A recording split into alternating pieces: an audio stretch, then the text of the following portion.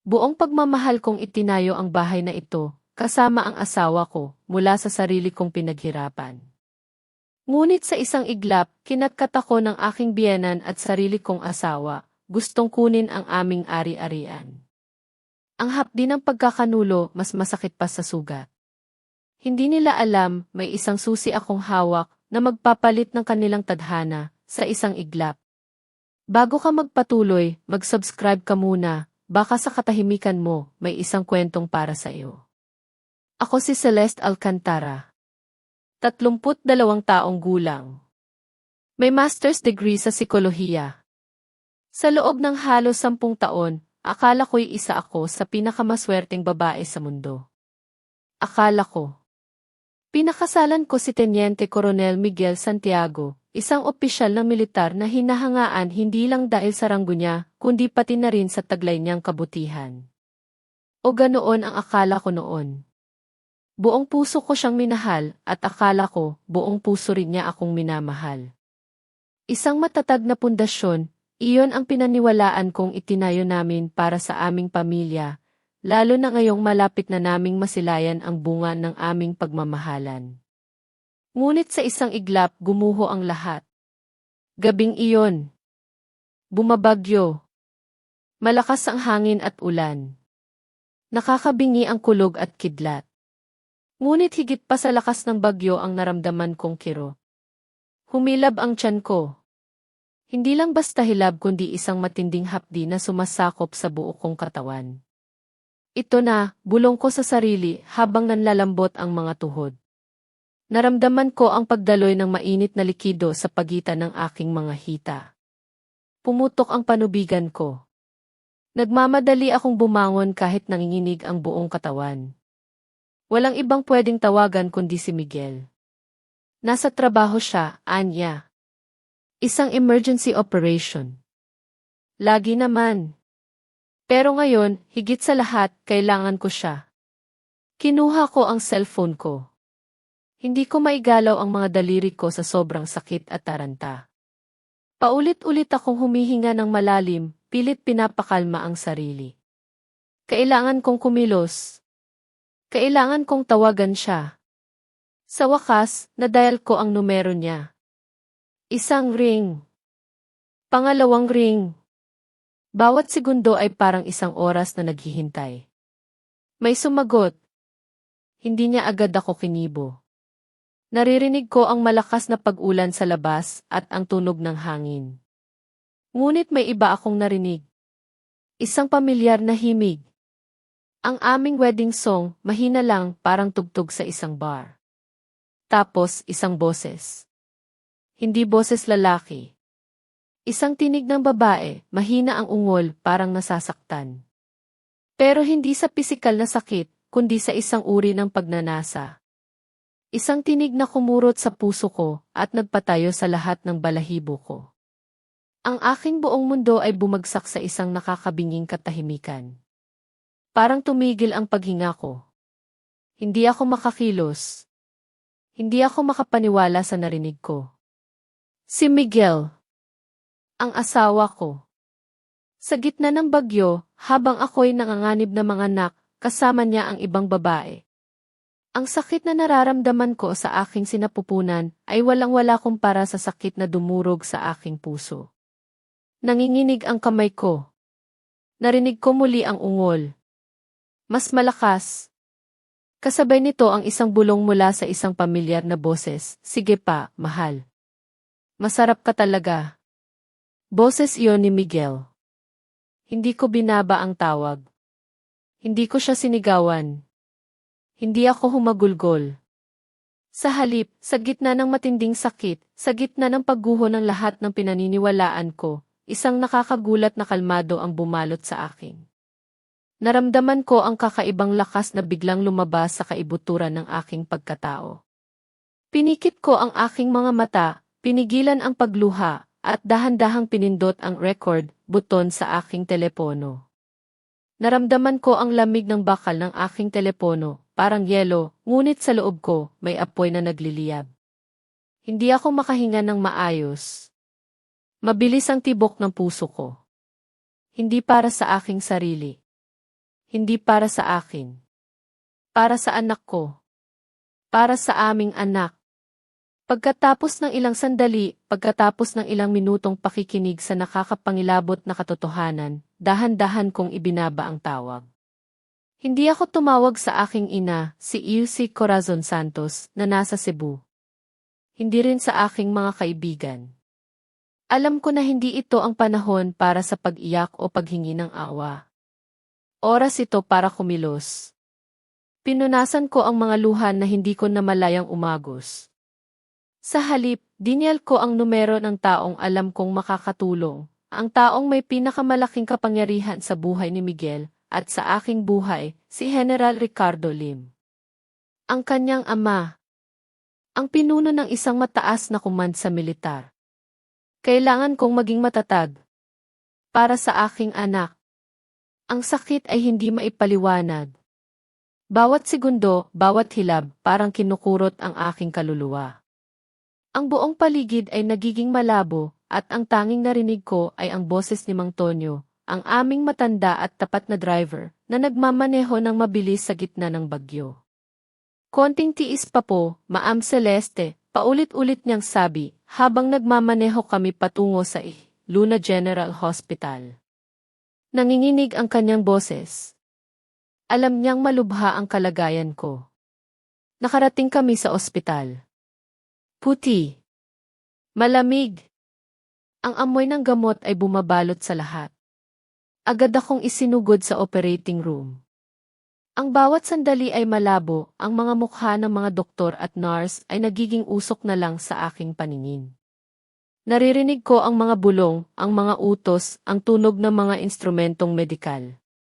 Pilit kong inaalala ang mga salita ng aking ina, ang aking pagsasanay sa psikolohiya. Ngunit lahat ay nawala. Ang tanging nararamdaman ko ay ang paghihirap. Ang pagod. Ang takot. Takot para sa anak ko. Naramdaman ko ang paghiwa. Ang matinding pagtulak. Tapos, isang mahinang iyak. Isang mahinang tunog na unti-unting lumakas. Ang lahat ng sakit, ang lahat ng pagod, ay nawala sa isang iglap nang marinig ko ang iyak na iyon. Isang batang lalaki. Malusog. Maganda. At sa sandaling iyon, kahit may lungkot sa aking puso, isang munting sinag ng pag-asa ang nagpakita. Pinangalanan ko siyang Gonzalo. Isang pangalan na nagbibigay lakas, nagbibigay pag-asa. Pagkatapos ng operasyon, naramdaman ko ang matinding pagod. Para akong nilusaw.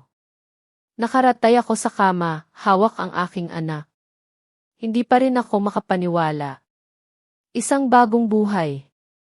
Isang bagong pag-asa. Ngunit ang katanungan ay nanatili, saan kami pupunta mula rito? Ang lungkot na sumakop sa akin ay hindi nawawala, tila ba bumabalot sa bawat butil ng aking pagkatao.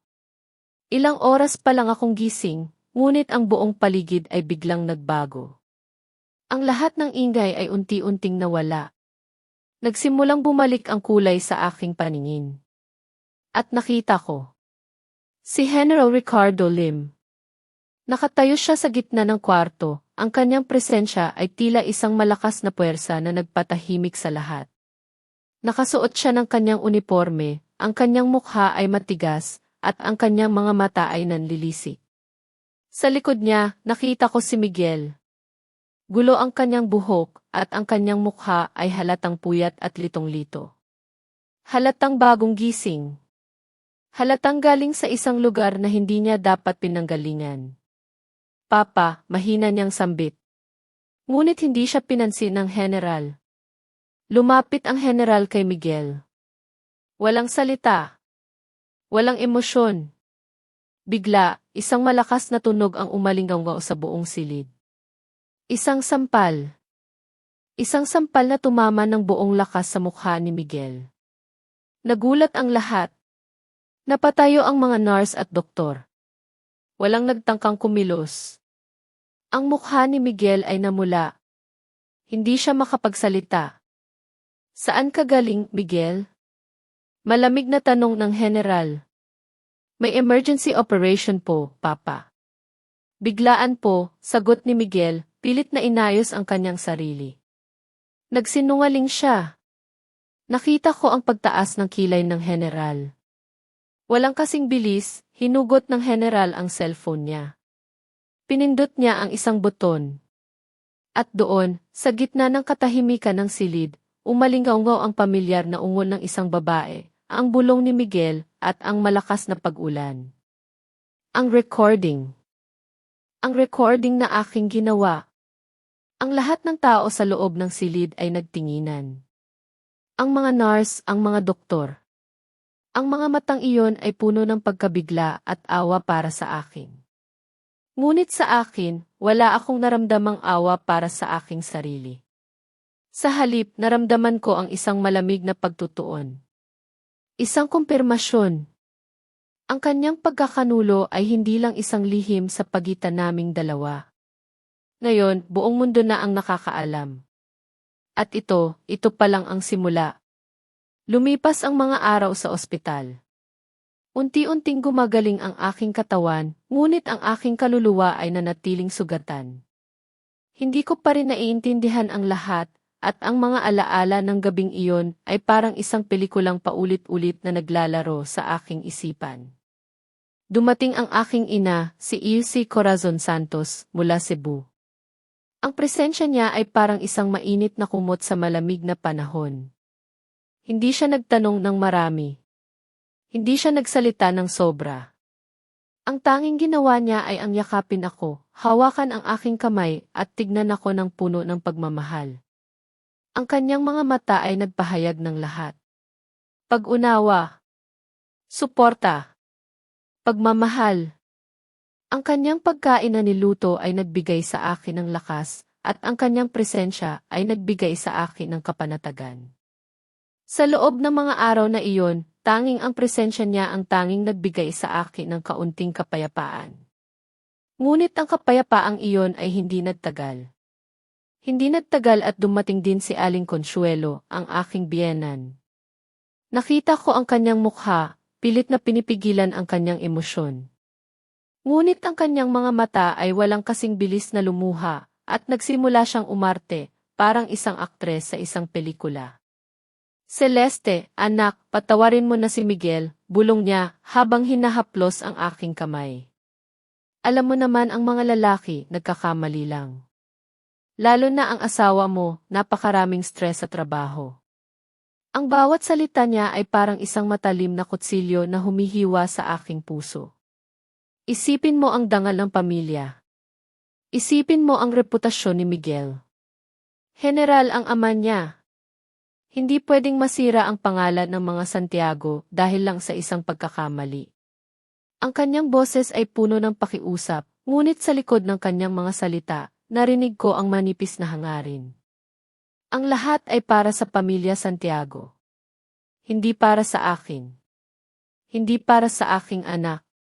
Habang nakikinig ako sa kanya, pilit na ngumiti, may mga detalye sa aking nakaraan na nagsimulang bumalik sa aking isipan. Ang kanyang mga salita tungkol sa pagmamahal. Ang kanyang mga pakiusap. Ang kanyang mga luha. Ang lahat ay tila ba nagbigay liwanag sa isang kadiliman na matagal ko nang hindi napansin. Naalala ko si Miguel.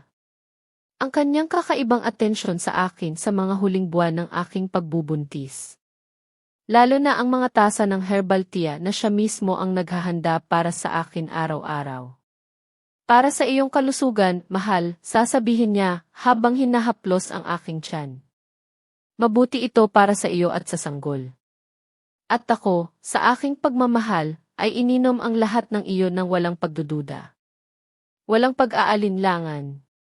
Ngunit ngayon, sa gitna ng mga bulong ng aking biyenan, sa gitna ng katahimikan ng ospital, isang nakakapangilabot na buto ng pagdududa ang nagsimulang lumaki sa aking isipan.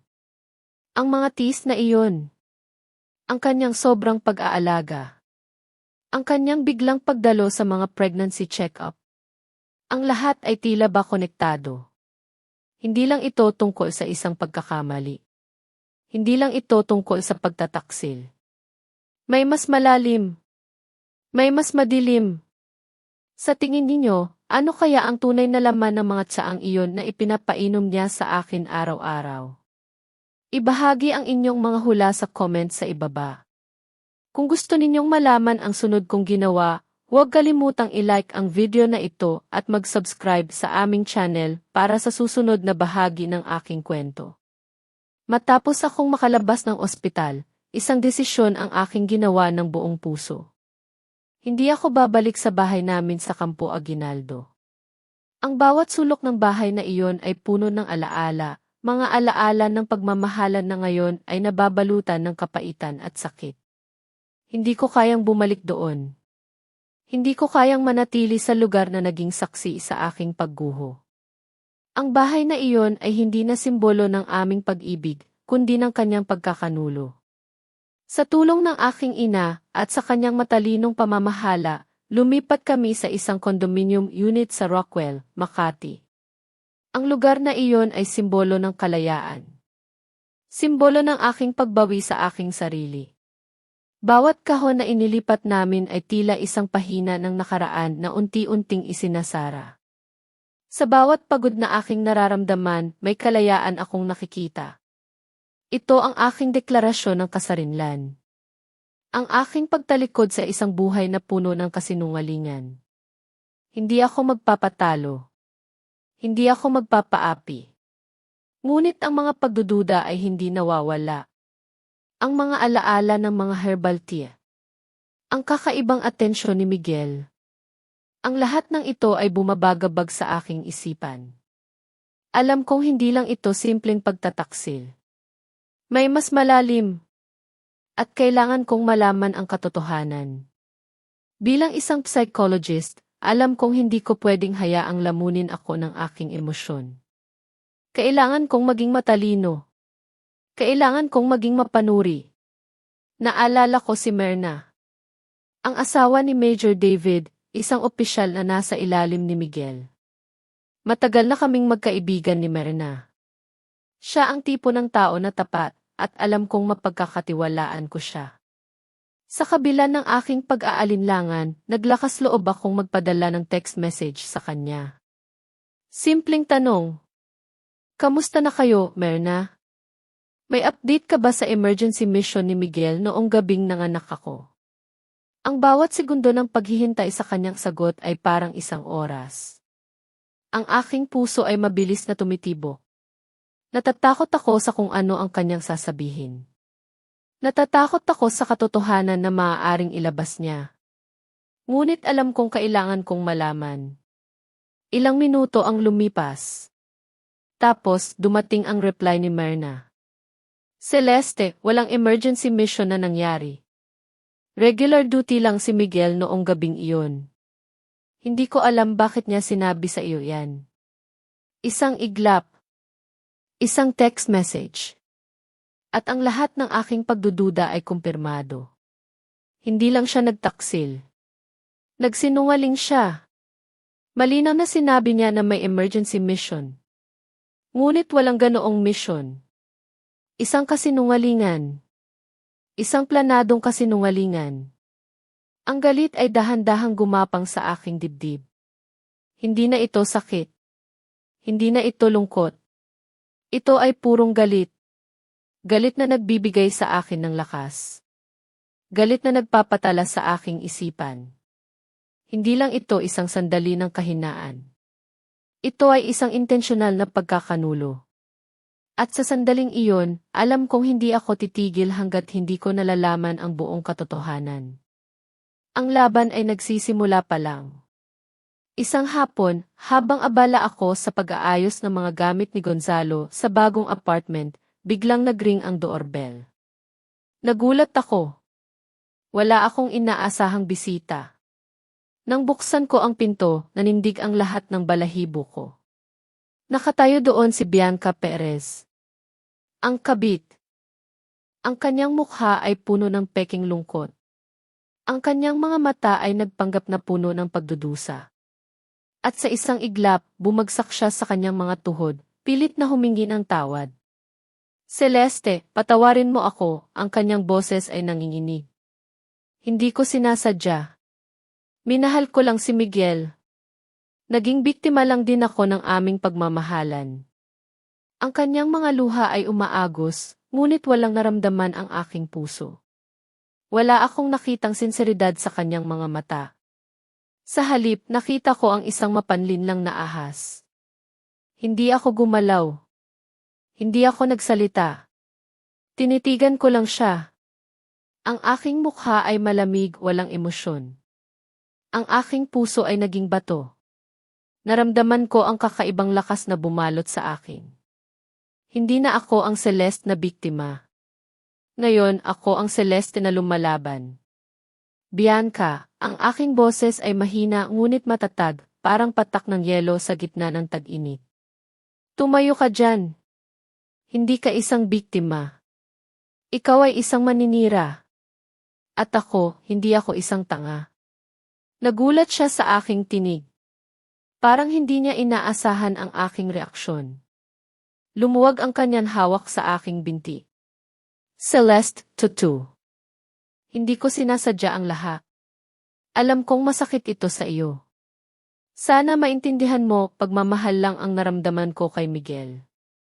Pilit niyang ipinapakita ang kanyang kawalang muwang. Pilit niyang binibigyan ng dahilan ang kanyang ginawa.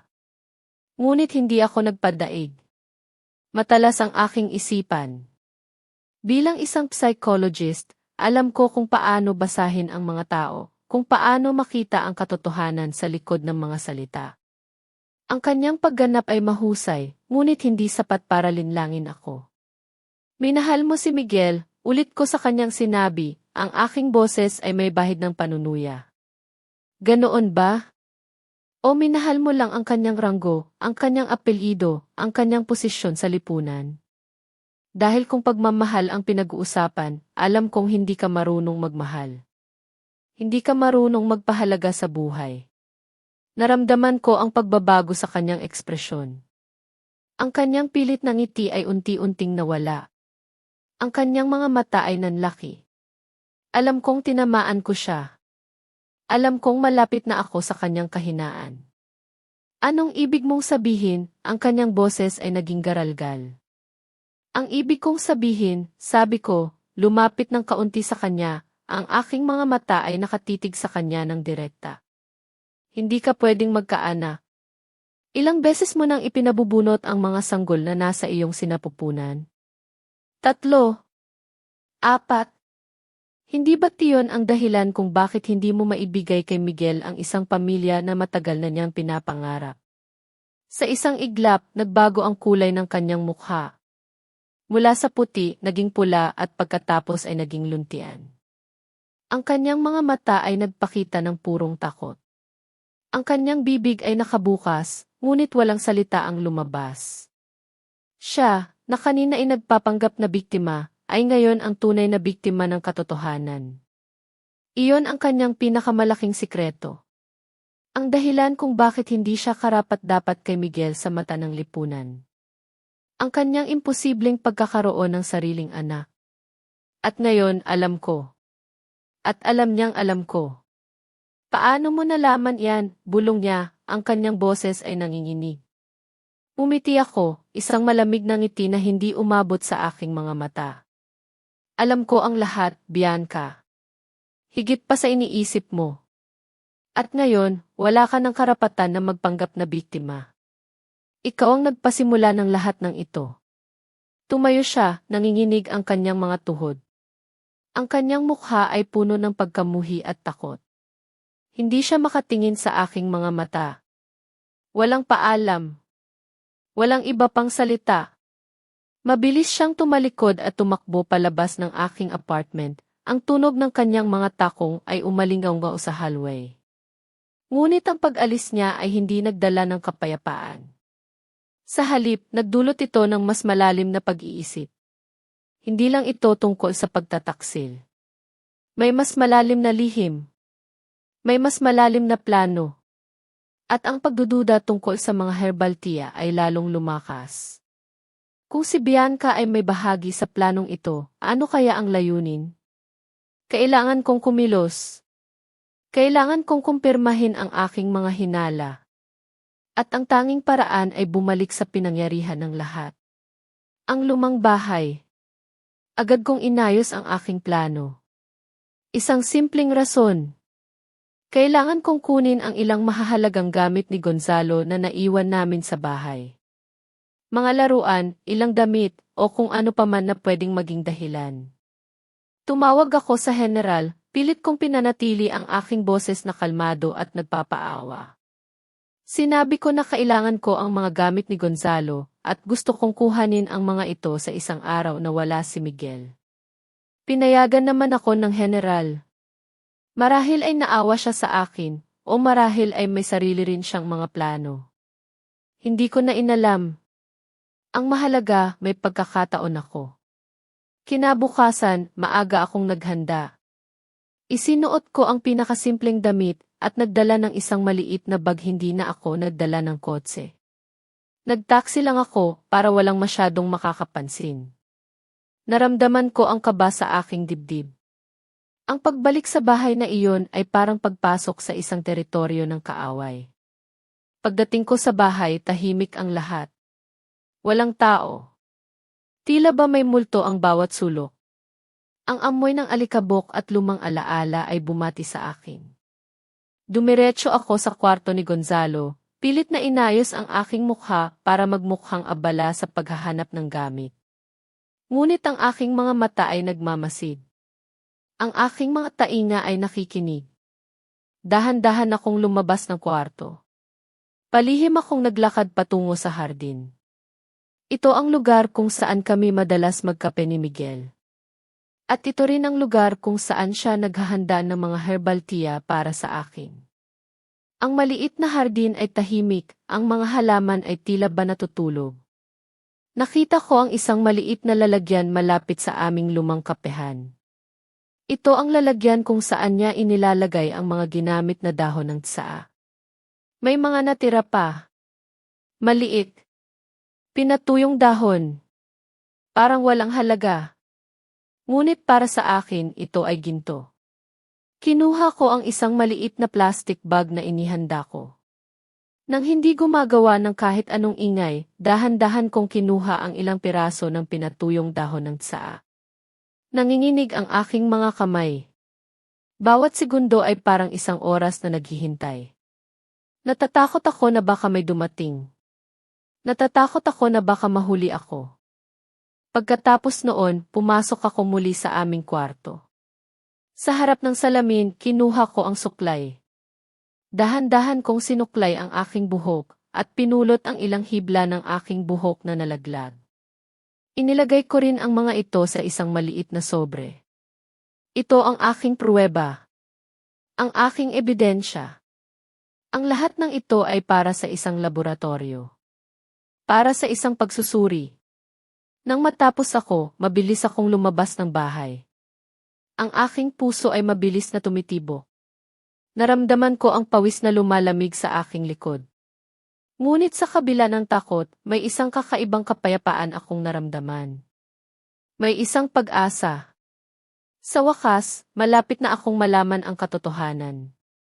Ang lahat ng kasinungalingan ay unti-unting mabubunyag. At doon, sa gitna ng aking takot at pag-asa, alam kong nagsisimula na ang tunay na laban. Ito ang simula ng paghahanap ng hustisya para sa akin at para sa aking anak. Mahaba ang mga araw ng paghihintay. Bawat segundo ay parang isang martilyo na tumatama sa aking dibdib. Ang mail na naglalaman ng resulta ng laboratorio ay matagal kong tinitigan sa aking laptop. Ang aking kamay ay nanginginig nang buksan ko ito. Ito na ang sandali ng katotohanan. Ang huling piraso ng palaisipan. Ang ulat ay mula sa isang pinagkakatiwalaang pribadong laboratorio sa Cebu na inirekomenda ng aking ama. Bawat salita, bawat teknikal na termino ay dahan-dahan kong binasa. At sa bawat linya, naramdaman ko ang paglamig ng aking dugo. Ang ulat ay malinaw. Malinaw na sinasabi nito ang presensya ng mga mapanganib na herbal compound sa parehong dumi ng tsaa at sa aking sample ng buhok. Ang mga halamang gamot na ito, ayon sa ulat, ay mahigpit na ipinagbabawal para sa mga buntis na kababaihan. Ang kanilang paggamit ay may mataas na panganib na magdulot ng uterine contractions, pagkalaglag ng sanggol, at matinding pagdurugo pagkatapos manganak. Ang paghinga ko ay huminto. Ang aking mundo ay naging itim. Hindi lang ito pagtataksil. Ito ay isang tangkang pagpatay. Isang maitim na balak na sumisira hindi lang sa akin, kundi sa aking walang malay na anak. Ang kamay ni Miguel, na akala ko'y nagbibigay ng pagmamahal, ay siyang kamay na nagtangkang kumitil ng buhay ng sarili niyang anak. Ang lason. Ang lason na dahan-dahan niyang ipinapainom sa akin araw-araw. Ang pag-aalala niya sa aking kalusugan ay isang panlilinlang. Ang kanyang mga halik, ang kanyang mga yakap, ang lahat ay isang huwad. Isang nakakatakot na palabas. Ngunit sa gitna ng matinding takot at galit, isang malamig na determinasyon ang sumakop sa akin. Hindi ako iiyak. Hindi ako magpapatalo. Hindi ako hahayaang manalo ang kasamaan. Ang katotohanan ay nasa aking mga kamay. At oras na para ilabas ito. Hindi ko tinawagan ang pulis. Alam kong malaki ang pamilya ni Miguel. Alam kong may kapangyarihan sila. Kung dadalhin ko ito sa ordinaryong hukuman, baka baliwalain lang nila. Kailangan kong direkta. Kailangan kong harapin ang pinakamataas na kapangyarihan sa kanilang pamilya. Si General Ricardo Lim. Inayos ko ang isang pribadong pagpupulong. Isang neutral na lugar. Isang tahimik na silid-kainan. Hindi sa kanyang opisina, hindi sa aming bahay.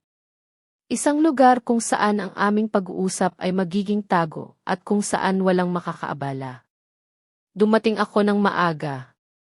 Inayos ko ang aking sarili. Isinuot ko ang pinakasimpleng damit, ngunit may dignidad. Kailangan kong maging malakas. Hindi para ipakita sa kanya ang aking galit, kundi para ipakita ang aking katatagan. Pagdating niya, tumayo ako. Ang kanyang mukha ay matigas, ngunit may bakas ng pag-aalala. Umupo siya sa tapat ko. Walang sinuman sa amin ang nagsalita. Ang tanging naririnig ay ang mahinang tugtog ng musika mula sa background. Dahan-dahan kong inilabas ang isang envelope.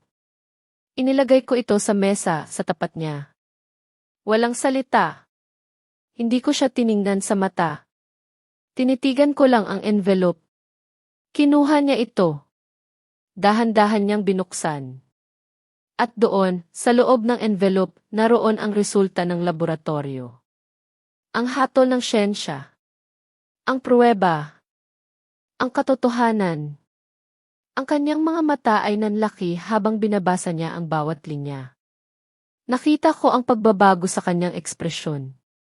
Mula sa pagiging matigas, naging gulat, pagkatapos ay naging galit at sa huli, naging panginginig. Ang kanyang kamay, na akala ko'y gawa sa bakal, ay dahan-dahang nanginig. Tiningnan niya ako.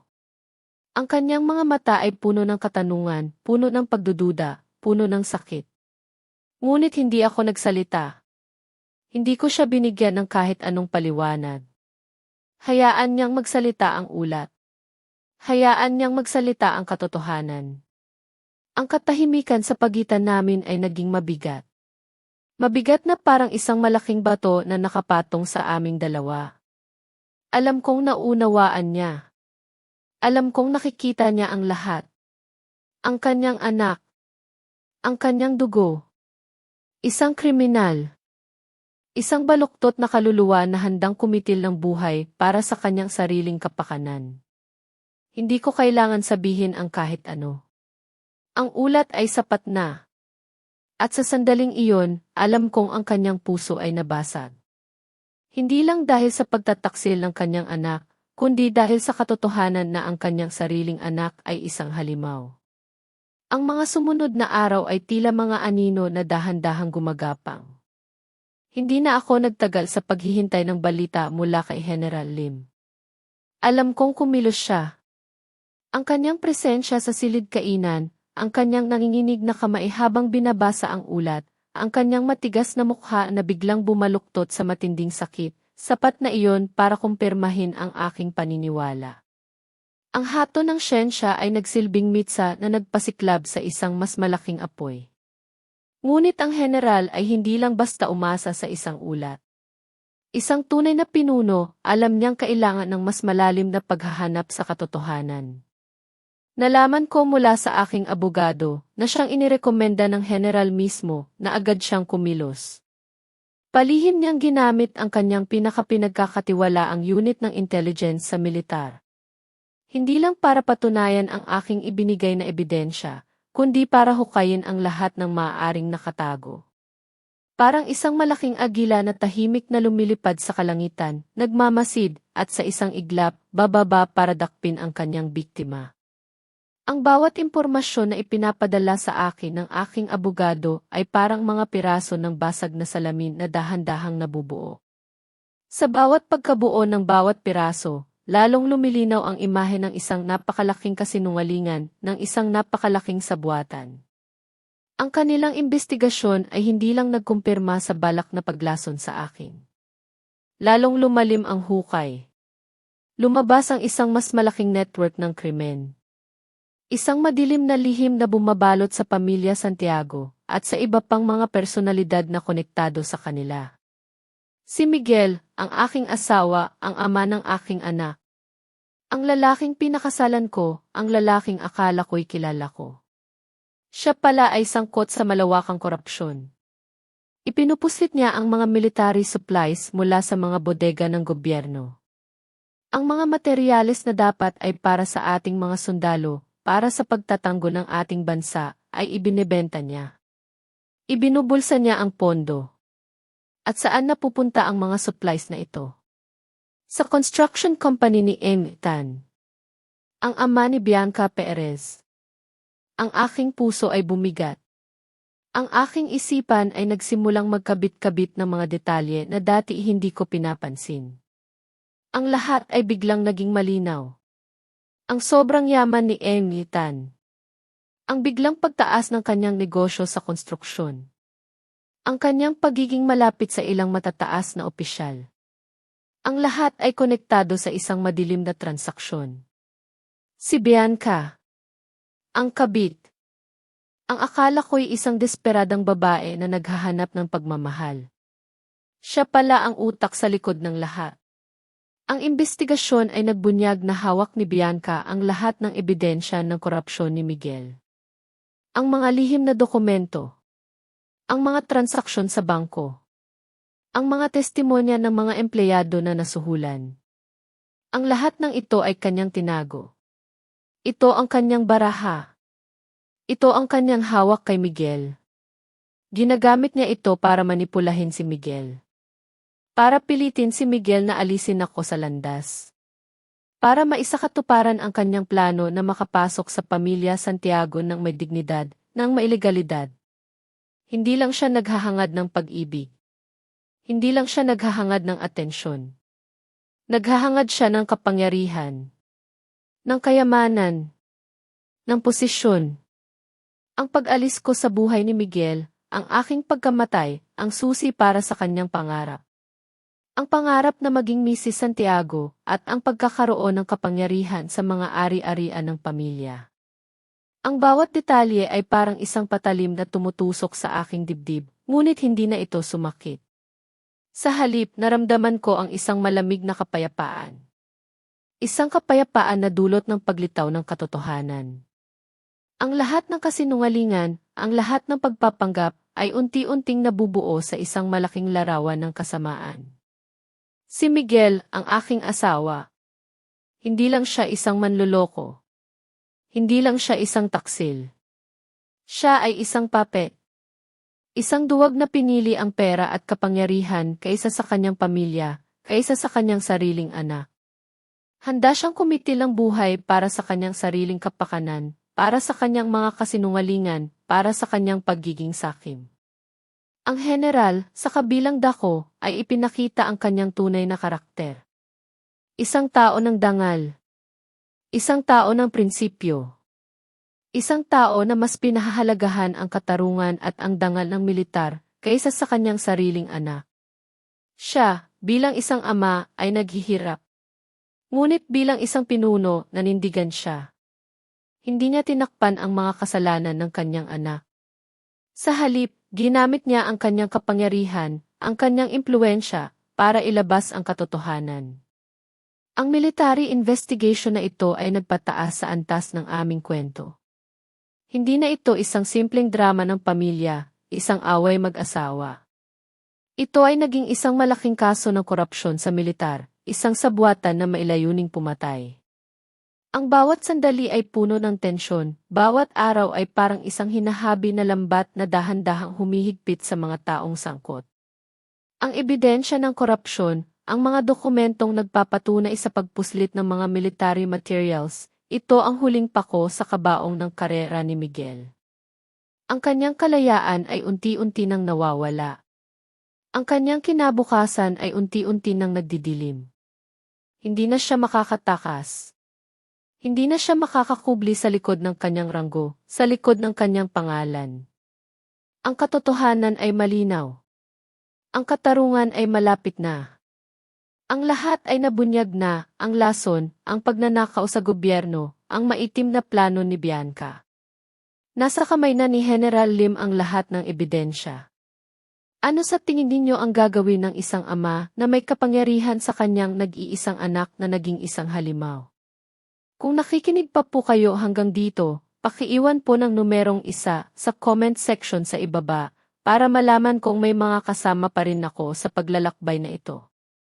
Ang presensya ninyo ang aking pinakamalaking inspirasyon para ituloy ang huling bahagi ng aking kwento sa ating channel, Ang Tahimik na Ganti. Ang hangin sa opisina ng general ay naging mabigat. Hindi dahil sa init, kundi dahil sa matinding tensyon na bumabalot sa bawat sulok. Isang malaking mesa ang naghihiwalay sa dalawang lalaki. Si General Ricardo Lim, nakaupo ng tuwid, ang kanyang mukha ay matigas, parang inukit sa bato. Sa tapat niya, nakaupo si Teniente Coronel Miguel Santiago, ang kanyang anak, na tila ba walang kamalay-malay sa bagyong malapit ng bumagsak. Ang kanyang mukha ay puno pa rin ng pagtataka, marahil ay pag-asa pa rin na ang kanyang ama ay magiging kakampi niya, na ang lahat ay maaayos pa. Ngunit ang general ay hindi nagpatumpik-tumpik. Ang panahon ng pag-aalinlangan ay tapos na. Ang panahon ng katotohanan ay dumating na. Isang makapal na folder ang nasa harap ng general. Ang folder na iyon ang naglalaman ng lahat ng ebidensya. Ang folder na iyon ang naglalaman ng buong kasinungalingan ni Miguel. Sa isang iglap, kinuha ito ng general. Hindi siya nagsalita. Wala siyang ginawang kahit anong babala. Sa isang mabilis at matinding galaw, inihagis niya ang buong folder sa mukha ni Miguel. Bumagsak ang folder sa mesa, at sa lakas ng paghagis, bumalandra ang mga papeles. Lumipad ang ilang pahina sa sahig. Ang tunog ng pagbagsak ng mga papel ay umalingaw-ngaw sa buong opisina, parang isang putok ng baril sa gitna ng katahimikan. Napatayo si Miguel sa gulat. Ang kanyang mga mata ay nanlaki, puno ng pagkalito. Basahin mo yan, Miguel, ang boses ng general ay malamig, walang anumang bahid ng emosyon. Ang boses na iyon ay hindi na boses ng isang ama, kundi ng isang pinuno, ng isang huwes. Basahin mo ang lahat ng kabalbalan na ginawa mo. Ang lahat ng kasinungalingan na iyong itinago. Ang lahat ng karumihan na iyong nilikha. Dahan-dahang pinulot ni Miguel ang mga papeles. Nanginginig ang kanyang mga kamay. Bawat pahina na kanyang binabasa ay tila isang balaraw na tumutusok sa kanyang puso. Ang kanyang mukha ay unti-unting nawala ng kulay. Ang kanyang mga labi ay nanginginig, hindi dahil sa takot kundi sa pagkabigla. Nakita niya ang mga larawan ng mga transaksyon. Ang mga listahan ng mga supplies na nawawala. Ang mga pangalan ng mga taong kanyang sinuhulan. Ang lahat ng kanyang kasinungalingan, ang lahat ng kanyang kataksilan, nakalatag sa harap niya, malinaw at hindi maitatanggi. Ang lahat ng kanyang pagpapanggap. Ang kanyang dignidad. Ang kanyang karera. Ang lahat ng kanyang pinaghirapan, ang lahat ng kanyang pangarap, ay biglang gumuho sa isang iglap. Hindi niya kinaya. Sa isang iglap, bumagsak siya. Bumagsak siya sa kanyang mga tuhod, ang kanyang mga kamay ay nakatakip sa kanyang mukha. Nagsimula siyang humagulgol, parang isang bata. Ang kanyang iyak ay nakakabingi, puno ng pagsisisi, puno ng takot. Hindi na ito ang tenyente koronel na hinahangaan ng marami. Ito ay isang lalaking duwag na gumuho sa harap ng kanyang sariling kasalanan. Papa, patawarin mo ako, ang kanyang boses ay garalgal, halos hindi na maintindihan. Ang kanyang mga luha ay umaagos, bumabasa sa kanyang mga kamay. Hindi ko sinasadya. Si Bianca. Siya ang may pakana ng lahat. Siya ang nanghikayat sa akin. Siya ang nagpilit sa akin. Hindi ko na alam ang aking ginagawa, Papa. Naligaw lang po ako. Patuloy siyang nagmamakaawa, pilit na inililipat ang lahat ng kasalanan kay Bianca. Ang kanyang mga mata ay puno ng pagmamakaawa, pilit na humihingi ng awa sa kanyang ama. Ngunit ang general ay nanatiling tahimik. Ang kanyang mukha ay nanatiling bato. Walang awa. Walang pagpapatawad. Ang pag-iyak ni Miguel ay parang musika sa kanyang tainga, musika na nagpapatunay na ang lahat ng kasinungalingan ay may katapusan. Isang general ang ama mo, Miguel, malamig na sabi ng general, ang kanyang boses ay tila isang pamilyar na tunog na ngayon ay naging dayuhan. At bilang isang general, ang aking tungkulin ay panindigan ang batas, panindigan ang katarungan. Ang aking tungkulin ay protektahan ang dangal ng organisasyong aking pinagsilbihan ng buong buhay. Kahit pa sarili kong dugo ang nagkasala. Ang bawat salita ay parang isang matalim na balaraw na tumusok sa puso ni Miguel. Ang kanyang pag-iyak ay lalong lumakas. Ngunit walang pagbabago sa mukha ng general. Ang kanyang desisyon ay pinal. Ang kanyang pag-ibig sa batas, sa katarungan, sa dangal ng militar, ay mas matindi kaysa sa kanyang pag-ibig sa kanyang anak. Sa sandaling iyon, hindi na siya isang ama, kundi isang pinuno na nagpapatupad ng batas. Dahan-dahan, inabot ng general ang telepono sa kanyang mesa. Ang kanyang mga daliri ay hindi nanginginig. Ang kanyang paghinga ay regular. Dinyal niya ang isang numero.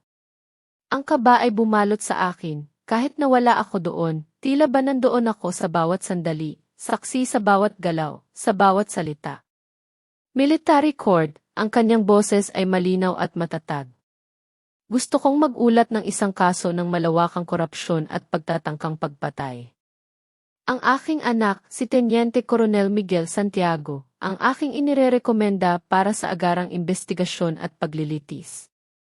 Ang bawat salita ay lumabas mula sa kanyang bibig ng may bigat, ng may kirot. Ngunit ang kanyang tinig ay hindi nanginginig. Ang bawat salita ay parang isang martilyo na tumama sa huling pako sa kabaong ng buhay ni Miguel. Ang kanyang pag-iyak ay lalong lumakas, naging isang nakakabinging hagulgol na bumabalot sa buong opisina. Ngunit wala nang bawian. Ang desisyon ay ginawa na. Ang lahat ng pinto ay sarado na para kay Miguel.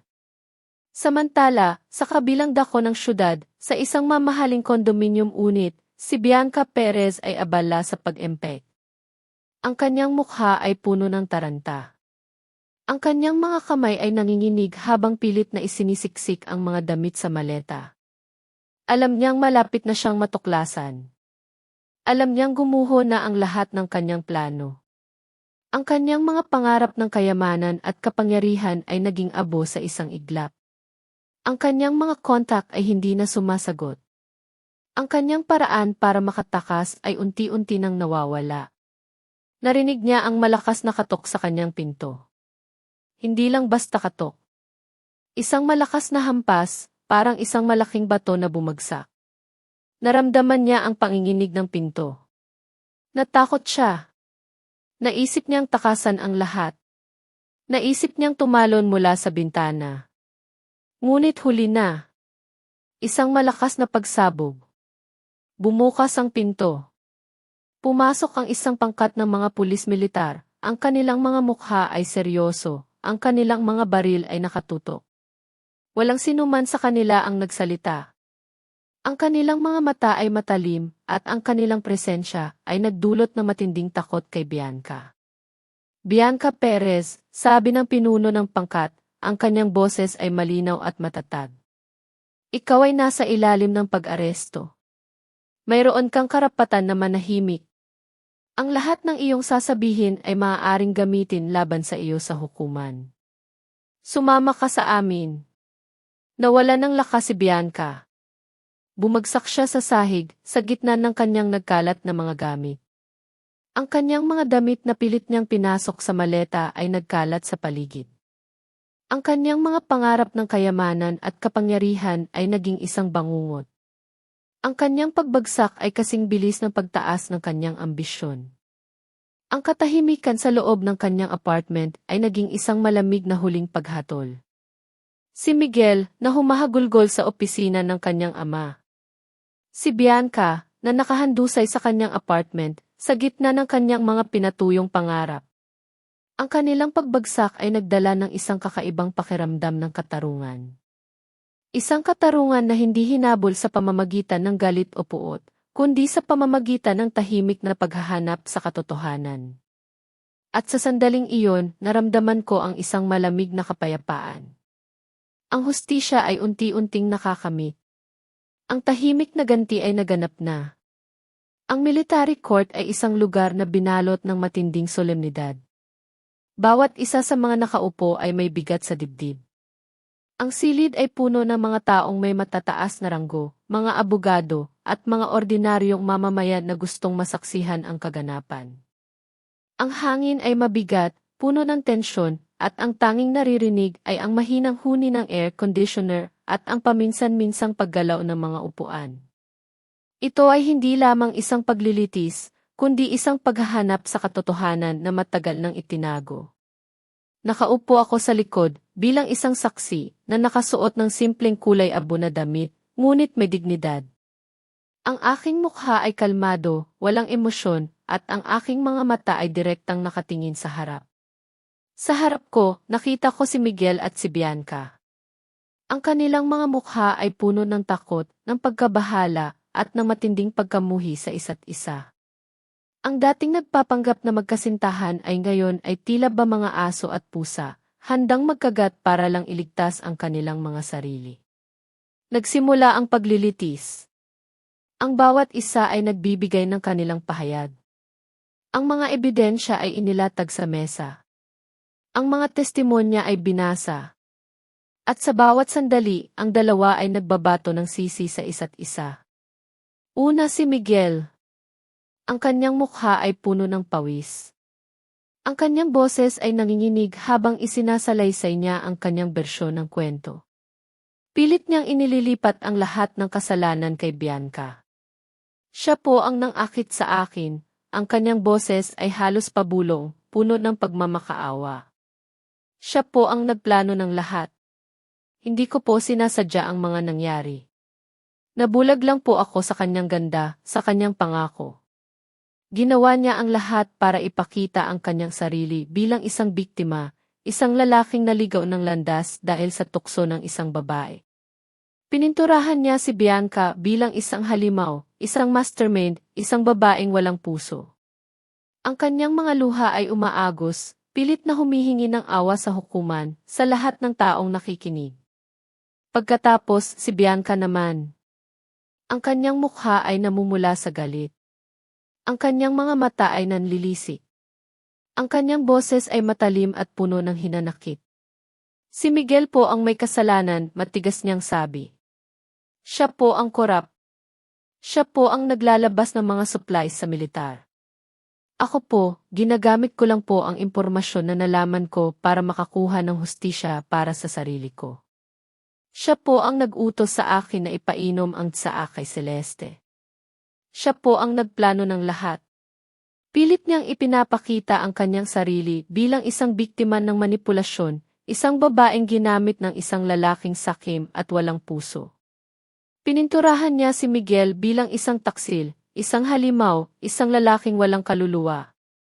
Ang kanilang pagtatalo ay naging isang kahiyahiyang palabas ng pagiging duwag at pagtataksil, isang patunay ng kanilang kakulangan sa moralidad. Ang bawat salita nila ay puno ng kasinungalingan, puno ng panlilinlang. Ang bawat isa ay pilit na inililigtas ang kanyang sarili sa pamamagitan ng pagbasag sa reputasyon ng isa. Ngunit ang kanilang pagganap ay walang epekto sa akin. Napanood ko silang dalawa ng walang emosyon. Ang aking puso ay naging bato na. Nang dumating ang aking turn, tumayo ako. Kalmado. Walang emosyon.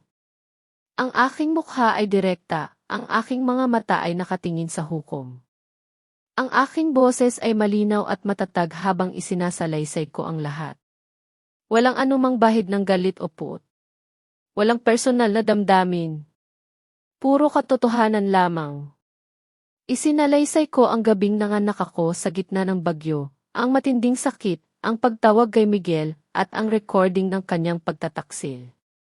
Isinalaysay ko ang mga detalye tungkol sa mga herbal tea, ang kakaibang atensyon ni Miguel, ang aking pagdududa, ang aking pagkuha ng sample ng tsaa at buhok, at ang resulta ng laboratorio na nagpapatunay na mailason sa mga tsaa.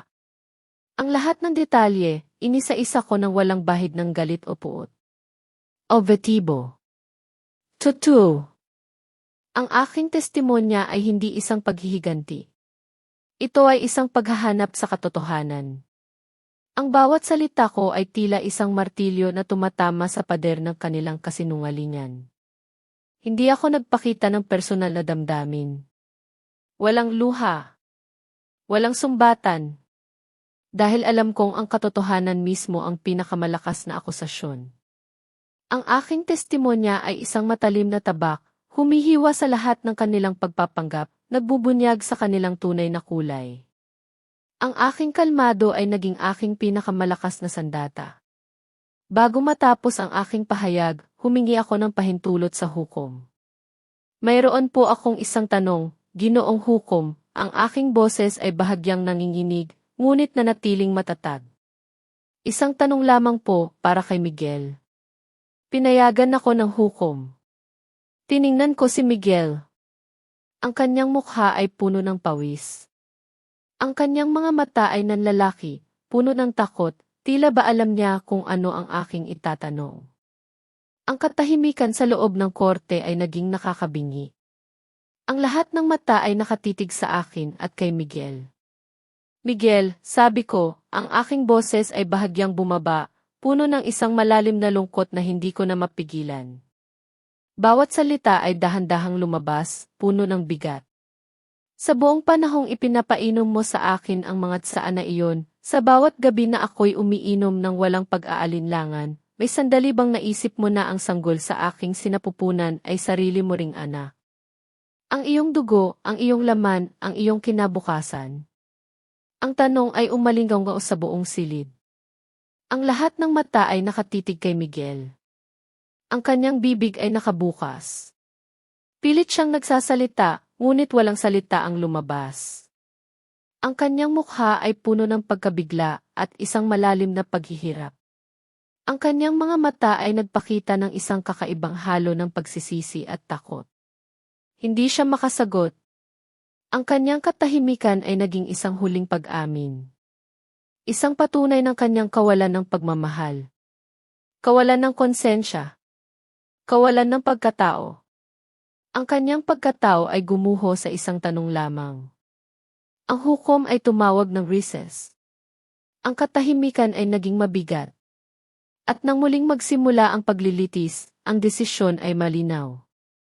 Batay sa mga ebidensya, sa mga testimonya, at sa katotohanan na lumabas, napatunayan silang nagkasala. Si Teniente Coronel Miguel Santiago ay hinatulan ng 12 taong pagkakakulong. Si Bianca Perez naman ay 10 taong pagkakakulong. Ang kanilang mga mukha ay puno ng kawalan ng pag-asa. Ang kanilang mga pangarap ay gumuho sa harap ng lahat. Hindi lang iyon. Ang aking petisyon para sa annulment ng aming kasal ay pinagtibay. Ganap akong binigyan ng karapatan sa pag-aalaga kay Gonzalo at sa lahat ng aming conjugal properties. Ang hustisya ay naihatid. Hindi sa paraan na puno ng sigaw at labanan, kundi sa isang tahimik na paraan. Ang katotohanan ay lumabas. At sa sandaling iyon, naramdaman ko ang paggaan ng aking kalooban. Ang laban ay tapos na. Ngunit ang aking paglalakbay ay nagsisimula pa lang. Isang bagong kabanata. Isang bagong simula. Lumipas ang maraming buwan. Ang mga sugat ay dahan-dahang naghilom. Bumalik kami ni Gonzalo sa Cebu, sa piling ng aking ina. Ang hangin ng Cebu ay sariwa, ang dagat ay kalmado, at ang presensya ng aking ina ay nagbigay sa akin ng kapayapaan na matagal nang nawala.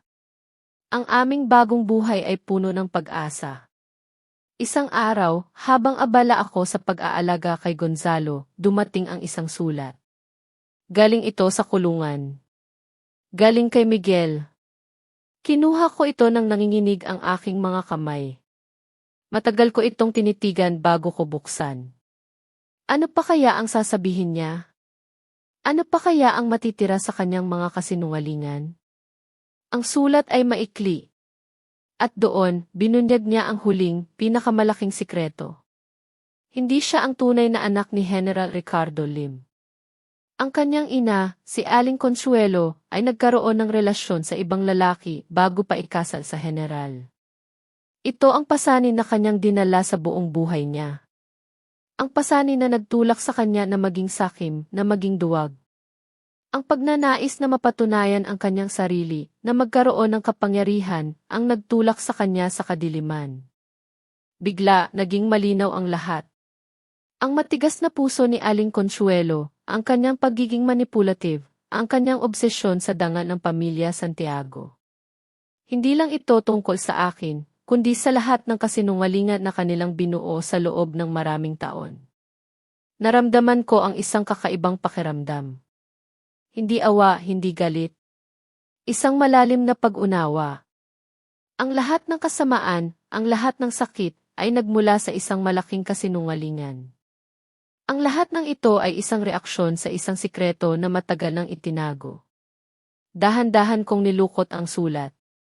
At pagkatapos, sa aming hardin, sinindihan ko ito. Pinanood kong maging abo ang bawat salita. Ang bawat lihim. Ang bawat sakit. Sa sandaling iyon, hindi lang ang sulat ang sinunog ko. Sinunog ko ang nakaraan. Inilibing ko ang lahat ng sakit at pagtataksil. Oras na para magpatuloy. Oras na para sa liwanag. Sa loob ng ilang buwan, binuksan ko ang isang maliit na psychological clinic. Ginagamit ko ang aking karanasan, ang aking pinagdaanan, para tulungan ang ibang kababaihan na nakakaranas ng parehong paghihirap. Ang aking mga pasyente ay nagbibigay sa akin ng bagong layunin, ng bagong inspirasyon. Ang bawat kwento nila ay nagpapalakas sa akin. Isang hapon, habang naglalaro kami ni Gonzalo sa parke, nakita ko siya. Si General Ricardo Lim.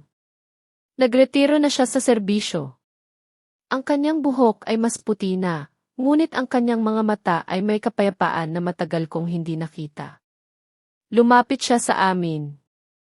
Yumuko siya at hinaplos ang ulo ni Gonzalo. Ang ganda ng apo ko, bulong niya, ang kanyang boses ay puno ng pagmamahal. Sa aking anak, nakita niya ang isang bagong simula. Isang bagong pamilya. Isang bagong pag-asa. Umiti ako sa kanya. Walang salita. Walang anumang sumbatan. Dahil sa dulo ng lahat ng bagyo, nakita namin ang liwanag. Ngayon ako si Celeste. Isang ina. Isang propesyonal. Isang babaeng natuto sa kanyang pinagdaanan. Natuto akong magmahal. Natuto akong lumaban. At higit sa lahat, natuto akong patawarin ang aking sarili at magpatuloy. Ang aking kaligayahan ay hindi na nakasalalay sa ibang tao. Ito ay nasa aking anak, sa aking trabaho, at sa pagbibigay ng halaga sa aking komunidad. Ang buhay ay patuloy at ang liwanag ay laging nandyan pagkatapos ng bawat bagyo. Dito nagtatapos ang kwento ni Celeste Alcantara.